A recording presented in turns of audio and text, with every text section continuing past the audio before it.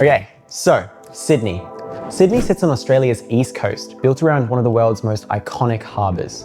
From beaches like Bondi and Coogee to the city skyline and national parks, everything feels connected, but kind of spread out. And honestly, one of the first things I realized is that Sydney is way bigger than it looks online. You can spend an entire day exploring just one part of the city. Now that's why for this trip, we stuck to the South Shore. So getting around is pretty straightforward. You can tap on and off with an Opal card or your bank card across trains, buses, ferries, and the light rail.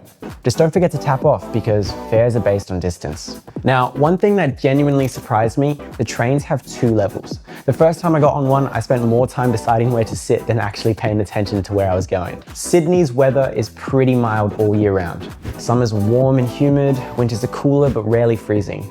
If you're someone who hates the cold, you'll probably like it here. Just don't let the sunshine fool you into leaving the house without checking the forecast, and don't forget your sunblock. So Sydney is one of Australia's most expensive cities, especially when it comes to rent and eating out.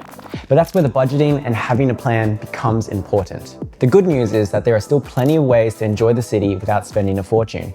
You just need to know where to look. Okay, so when it comes to studying, Sydney has some of Australia's top universities, including the University of Sydney, UNSW, and UTS. There are plenty of pathway options and colleges to help you get there. And honestly, one of the biggest advantages of studying here is that the city becomes part of your experience. One minute you're heading to class, the next you're catching a ferry past the Opera House, or grabbing dinner in Chinatown, or even jumping in the ocean. It's the kind of city where opportunity, culture, and lifestyle all come together, making everyday life feel like an adventure. Now that's what makes Sydney feel so worth it. Let me know down in the comments what city we should head to next.